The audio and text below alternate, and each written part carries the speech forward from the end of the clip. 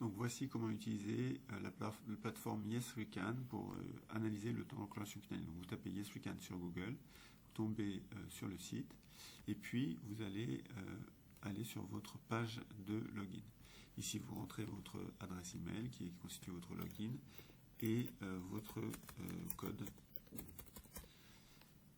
Une fois que votre code est rentré, vous êtes sur votre site et vous allez pouvoir choisir votre dossier. Donc là, vous avez auparavant fait un drag and drop de votre dossier ici. Puis, une fois que vous l'avez fait, vous pouvez donc choisir le dossier qui a été mis ici et lancer un TRC manuel, par exemple. Lancer l'analyse. Donc, ici, on a juste un petit bug. Il va falloir cliquer en dehors de l'image une fois qu'elle est lancée, mais globalement, ça marche assez bien. Donc, vous allez voir. Donc, début pour le début, fin pour la fin.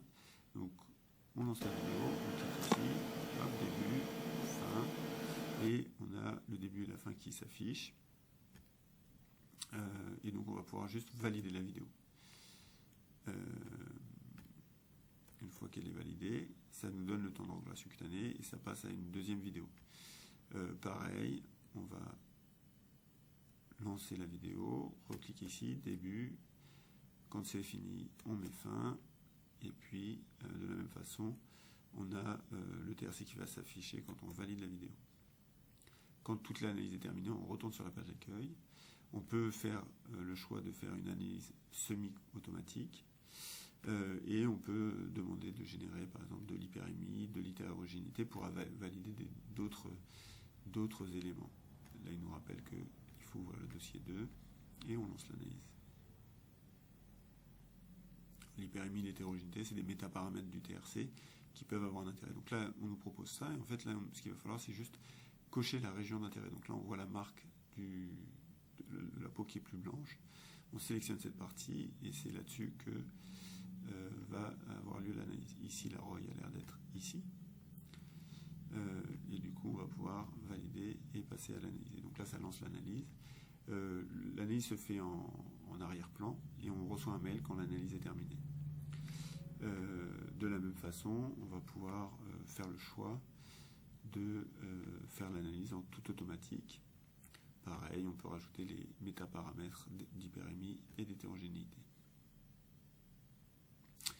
Toujours, il faut choisir dans quel dossier on va travailler et puis on peut lancer l'analyse. L'analyse se fait de manière automatique, en backup, et on reçoit un mail quand c'est terminé. Une fois que c'est terminé, les résultats peuvent se lire ici. Donc par exemple, si on a fait l'analyse juste en manuel, on aura juste le fichier Excel avec à chaque fois le temps de début, le temps de fin, comme il apparaît sur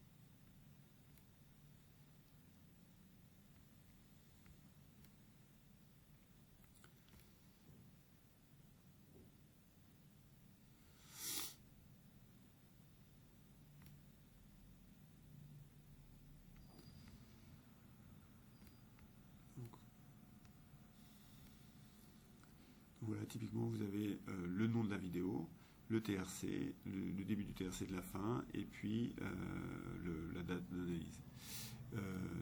Donc voilà, ça c'est un premier résultat qu'on peut obtenir, peut-être le plus simple. Si on retourne sur le profil, dans les autres éléments, par exemple si on a lancé une analyse semi-automatique, il y aura plusieurs choses. On peut télécharger toutes les courbes de TRC. Et donc là, si on les télécharge, on va voir les courbes. Donc là, c'est une courbe qui n'est pas très satisfaisante, cette première courbe. Celle-là est beaucoup plus normale. On a une variation au début de la couleur, et puis une stabilisation de la couleur. Celle-là aussi est tout à fait acceptable. Celle-là aussi est acceptable, puisqu'il y a vraiment quelque chose de biphasique, avec un moment où ça se recolore, puis un moment où c'est stable. Voilà pour ces trois dernières courbes.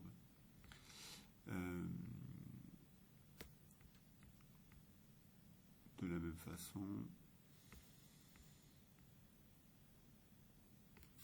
si on retourne sur on peut voir sur quel, si par exemple c'est pas nous qui avons travaillé mais un collègue, comment il a choisi les frames qui constituaient le TRC. Donc on peut voir les différents endroits qui ont été sélectionnés, donc ça permet de vérifier un peu le travail qui a été fait.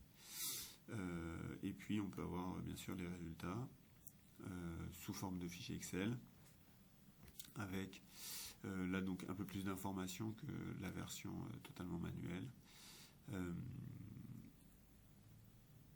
Voilà, avec ici, vous avez donc le TRC, comme il est mesuré, l'endroit où a été fait la ROI, l'angle de la phase l'angle entre les deux pentes, la pente initiale, la pente finale, la valeur de A et autour, ça c'est pour évaluer l'hyperémie. Et puis là, vous avez l'ensemble des valeurs dans le gradient rouge qui sont affichées. Donc vous pouvez même, à partir de ces données, retracer la courbe vous-même si vous le souhaitez. Donc voilà. Et puis, si on va sur l'analyse totalement automatique, par exemple, ce qu'on aura en plus de ce qui avait été déjà fait, c'est les frames, et comme ça a été décidé par la machine. Et donc là, ça peut être intéressant de voir comment la machine a déterminé l'endroit où elle analyse le TRC. Donc là, on a des choses qui sont plus ou moins convaincantes. Parfois, c'est très précis, parfois, ça ne l'est pas. Ça permet de vérifier que la machine n'a pas fait n'importe quoi. Donc, à la fois l'analyse des courbes et puis l'analyse des ROI permet vraiment de vérifier la qualité du travail. Voilà, c'est tout pour ce site. Je vous dis merci et au revoir.